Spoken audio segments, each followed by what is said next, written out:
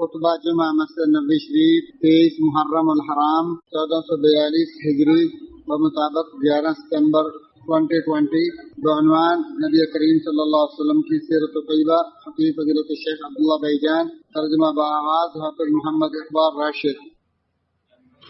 تمام تعریفیں اس اللہ کے لیے ہیں جس نے تمام آسمانی رسالتوں کا اختتام ہماری شریعت اور تمام انبیاء و رسول کا اختتام ہمارے نبی پر کیا اور ہماری امت کو بنی نوع انسان کے لیے عادل اور افضل ترین امت قرار دیا۔ میں گواہی دیتا ہوں کہ اللہ وحدہ لا شریک کے علاوہ کوئی سچا معبود نہیں اور تخلیق و اختیار میں صرف اسی کی مرضی چلتی ہے، اور میں گواہی دیتا ہوں کہ محمد صلی اللہ علیہ وآلہ وسلم اس کے بندے اور افضل سے افضل ترین خاندان سے مختار شاندار ہستی اور منتخب رسول ہیں، جنہوں نے پیغام پہنچا کر امانت ادا کرتے ہوئے امت کی خیر خواہی کی، آخری دم تک اللہ تعالیٰ کے لیے محنت اور خوب جد و جہد کی۔ اللہ تعالیٰ آپ اور آپ کی آل و اصحاب اور نیکی میں قیامت تک ان کے پیروکاروں پر درود و سلام نازل فرمائے۔ حمد و ثنا کے بعد بلا شبہ سب سے سچی بات کلام اللہ ہے اور سب سے شاندار رہنمائی محمد بن عبداللہ کا طریقہ ہے۔ سب سے بدترین چیزیں دین میں نئی نئی چیزیں ہیں، اور ہر نئی چیز بدعت، اور ہر بدعت گمراہی، اور ہر گمراہی آگ میں لے جانے والی چیز ہے۔ اے ایمان والو، اللہ تعالیٰ سے کما حق ہو ڈرو ہو اور دیکھو مرتے دم تک مسلمان ہی رہنا۔ اے اقوام مسلم، انسان ہمیشہ اسی کے ساتھ رہتا ہے جس سے اس کی محبت ہوتی ہے، جبکہ نبی مکرم صلی اللہ علیہ وآلہ وسلم سے محبت تو ایمان کی شرط ہے۔ چنانچہ نبی اکرم صلی اللہ علیہ وآلہ وسلم کی عادات و خصائل اور سیرت طیبہ کی معرفت آپ کی محبت کے حصول کا سب سے شاندار ذریعہ ہے۔ لہذا اپنے نبی کو پہچانو تاکہ تم کو ان کی قدر و منزلت کا علم ہو اور تمہیں آپ کی الفت و محبت اور اطاعت نصیب ہو، کیونکہ تمہارا کوئی شخص بھی تب تک مومن نہیں ہو سکتا جب تک اس کے دل میں نبی کی محبت اپنی جان، مال، اولاد، والدین اور تمام لوگوں سے بڑھ کر نہ ہو۔ اے اللہ کے بندو، اللہ تعالیٰ ہی فرشتوں اور انسانوں سے پیغمبروں کا انتخاب کرتا ہے، سو اسی نے ان کا انتخاب کیا اور آپ کو تمام لوگوں پر فوقیت و برتری عطا کی، جیسا کہ ارشاد باری تعالیٰ ہے، تمہارے پاس تمہاری ہی جنس سے ایک ایسا پیغمبر تشریف لایا ہے جس پر تمہارا نقصان و پریشانی گراں اور وہ تمہارے فائدے کا خواہاں ہے، جبکہ وہ مومنوں کے ساتھ انتہائی مشفق و مہربان ہے، اور جن کے نقش قدم پر چلنے کو فضل و کمال کا معیار قرار دیتے ہوئے اللہ تعالیٰ نے فرمایا، تم میں سے جو اللہ تعالیٰ اور آخرت کی توقع رکھتا اور اللہ کو بکثرت یاد کرتا ہے، اس کے لیے اللہ کے رسول ایک عمدہ ترین نمونہ ہیں۔ اللہ تعالیٰ نے آپ کے قول، فعل، عقل، علم، خلق اور ہر طریقے کی صفائی پیش کی اور ظاہری باطنی اعتبار سے آپ کی مکمل پاکیزگی کا اظہار فرمایا۔ سو اللہ تعالیٰ نے آپ کی فہم و فراست کی تعریف کرتے ہوئے فرمایا، تمہارا ساتھی گمراہ ہوا نہ ٹیڑھی راہ پر چلا۔ آپ کی نگاہوں کی تعریف کرتے ہوئے فرمایا، آپ کی نگاہ بہکی نہ حد سے بڑی۔ آپ کے سینے کی تعریف کرتے ہوئے فرمایا، کیا ہم نے تمہارے سینے کو فراخ نہیں کیا؟ آپ کے ذکر خیر میں فرمایا، اور ہم نے تیرا ذکر بلند کر دیا۔ آپ کی طہارت کو سراہتے ہوئے فرمایا، اور تجھ سے تیرا بوجھ ہم نے اتار دیا۔ آپ کی سچائی کی تعریف کرتے ہوئے فرمایا، اور وہ اپنی خواہش سے نہیں بولتا۔ آپ کے تزکیہ علم کے بارے میں اللہ بزرگوں برتر فرماتا ہے، آپ کو پوری طاقت والے فرشتے نے سکھایا ہے۔ آپ کی علم کی پاکیزگی اللہ تعالیٰ فرماتا ہے، آپ مومنوں کے ساتھ انتہائی مشفق و مہربان ہے۔ آخر میں آپ کے پورے اخلاق کی تعریف کرتے ہوئے فرمایا، بلا شبہ آپ عظیم ترین اخلاق کے مالک ہیں۔ اے اللہ کے بندو، اللہ تعالیٰ نے اپنے سب بندوں کو دین حنیف پر پیدا کیا، پھر شیاطین نے گھیرا اور انہیں دین سے نکال دیا اور ان کے لیے حلال چیزوں کو ان پر حرام کر دیا، اور ان کو اللہ کے ساتھ ان چیزوں کو شریک بنانے کا حکم دیا جن کی پوجا پاٹ کی کوئی دلیل نازل نہیں ہوئی۔ اللہ تعالیٰ نے اہل زمین کو دیکھا اور باقی ماندہ چند اہل کتاب کے سوا سب عرب و عجم کو ناپسند فرمایا، پھر ان کے درمیان سے کائنات کی سب سے عمدہ نسل، شان و شوکت کی علامت، خیر و برکت کے منبع اور سب سے زیادہ مکرم و پاکیزہ ہستی محمد بن عبداللہ بن عبد المطلب عربی قریشی اور ہاشمی کا انتخاب فرمایا، جن کی والدہ ماجدہ آمنہ بنت وہب قریشی ہیں۔ آپ کے لیے جس جگہ بھی سب سے افضل چنی سو آپ محبت وہی ام القرا مکہ مکرمہ میں پیدا ہوئے، پرورش پائی اور وہیں پر مبعوث ہوئے۔ حضرت مسیح عیسیٰ بن مریم کی ولادت کے تقریباً 632 سال بعد عام الفیل ماہ ربیع الاول میں آپ کی ولادت باسعادت ہوئی۔ 40 سال کی عمر کو پہنچے پھر مکہ میں آپ کو نبوت ملی اور 63 برس کی عمر میں آپ اس دنیا کو چھوڑ گئے۔ اے اقوام مسلم، اللہ کے رسول صلی اللہ علیہ وسلم نے یتیمی کی تلخیوں میں زندگی بسر کی، کیونکہ ابھی تک آپ شکم مادر میں ہی تھے کہ آپ کے والد فوت ہو گئے، اور جب آپ کی عمر تقریباً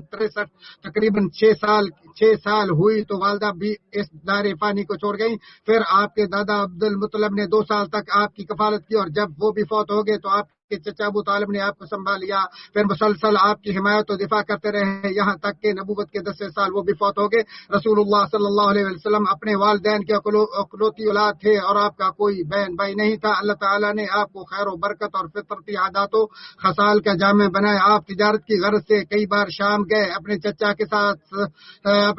کے ساتھ تجارتی سفر کیا اور اپنی بیوی خدیجہ بنت خویلد کی تجارت کے لیے نکلے اور چند ٹکوں کے عوض اہل مکہ کی بکریاں چرائیں۔ تقریباً 25 برس کی عمر میں آپ نے خدیجہ بن خویلد سے شادی کی،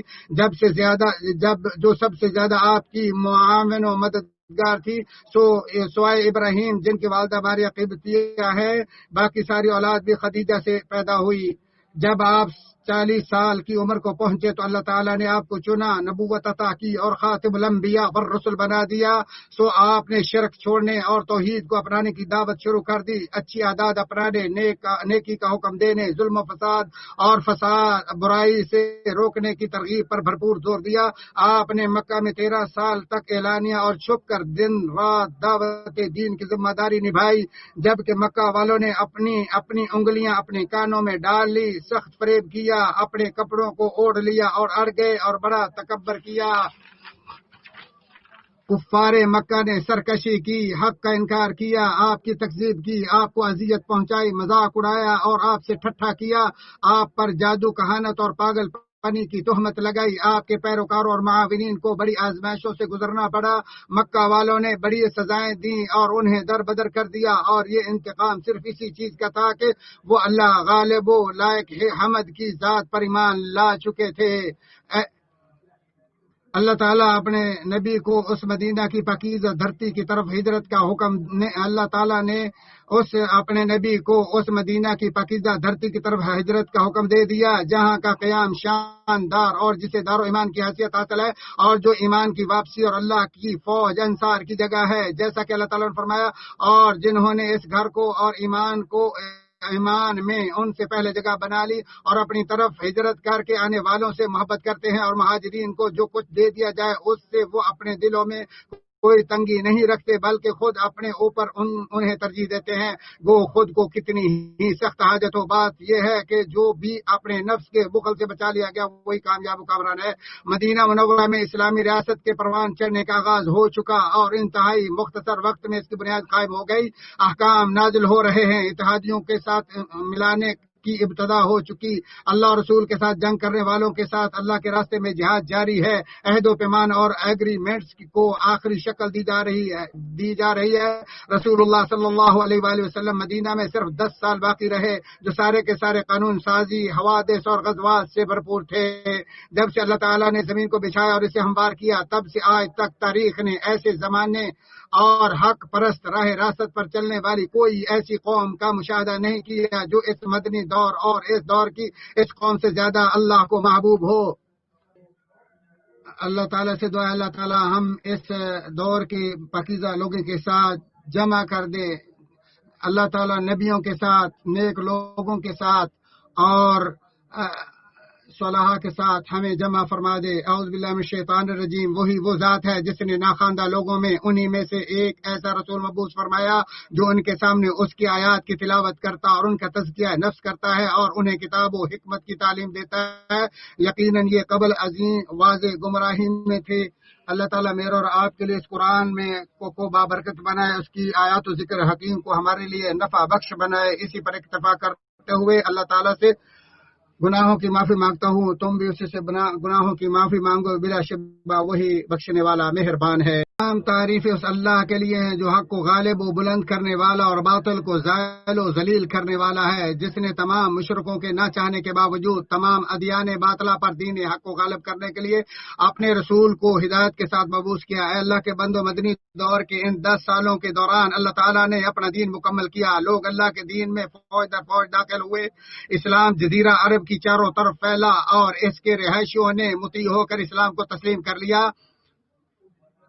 اس دور کے چند مشہور حادثات و واقعات یہ ہیں: ہجرت کا پہلا سال، نبی صلی اللہ علیہ وسلم نے اپنی مسجد اور رہائش تعمیر کی، انصار و مہاجرین کے مابین بھائی چارہ قائم کیا اور اذان کو شرعی حیثیت حاصل ہوئی۔ ہجرت کا دوسرا سال، خانہ کعبہ کو قبلہ کی حیثیت دی گئی، رمضان کے روزے اور فطرانہ یعنی فطرہ فرض ہوا، جنگ بدر ہوئی، رسول اللہ صلی اللہ علیہ وسلم کی صاحبزادی رقیہ کی وفات ہوئی۔ اسی سال شوال میں نبی اکرم صلی اللہ علیہ وسلم نے عائشہ سے شادی کی، اور اسی سال علی رضی اللہ تعالی عنہ نے رسول اللہ صلی اللہ علیہ وسلم کی صاحبزادی فاطمہ رضی اللہ عنہا سے شادی کی۔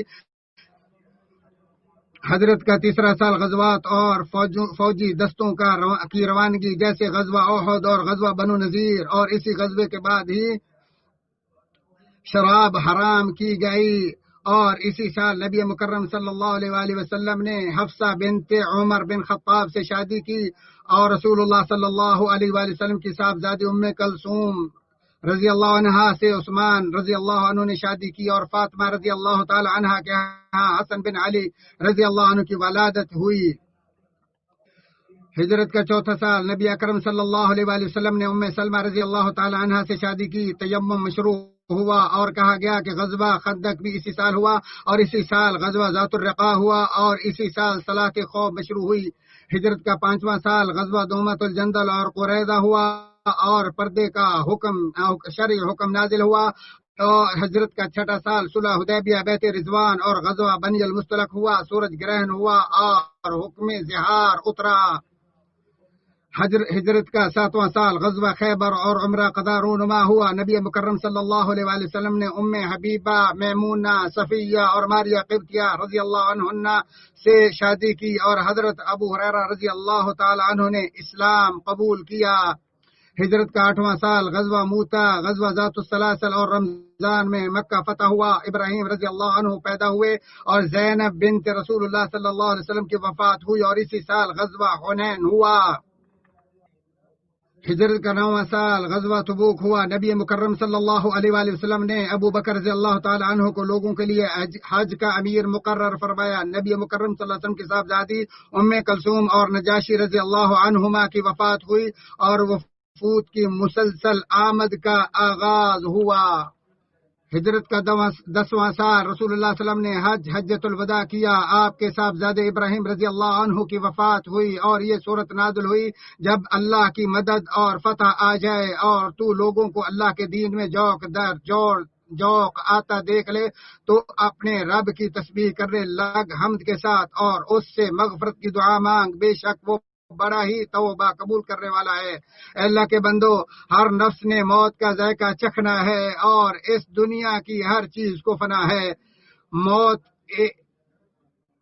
صرف اللہ ذوالجلال والاکرام کو بقا ہے۔ موت ایک ایسی تیز تلوار ہے کہ جس کا وار کبھی خطا نہیں جاتا، اور ایک ایسا حوض ہے کہ جس کا کڑوا گھونٹ ہر ذی روح کو پینا ہی پڑے گا۔ ہجرت کا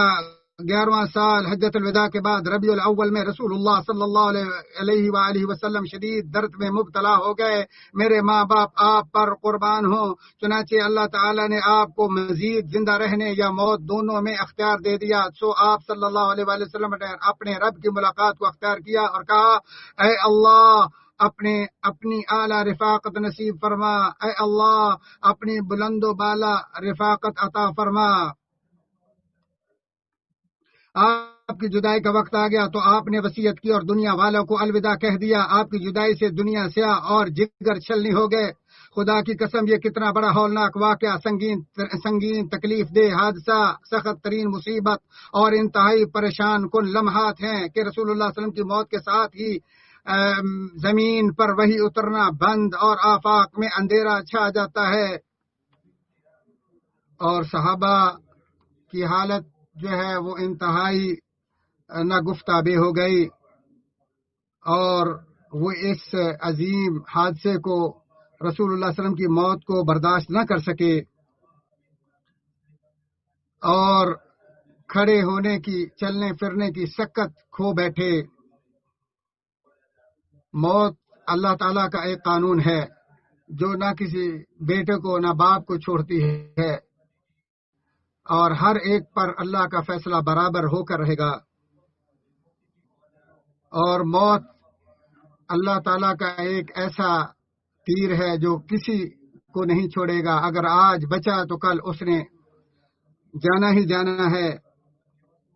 اللہ تعالیٰ ہمیں اللہ کے نبی کی سچی محبت نصیب فرمائے۔ اے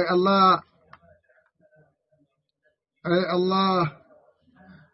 ہمارے پیارے پیغمبر، ہمارے پیارے نبی کو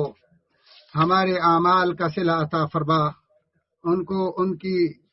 کاوشوں کا، محنتوں کا صلہ عطا فرما۔ اے اللہ ہم گناہ گاروں کو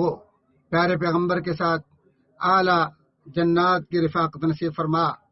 اے اللہ ہمارے حاکم کو اپنی رضا کی اور اپنی پسندیدہ کی توفیق عطا فرما۔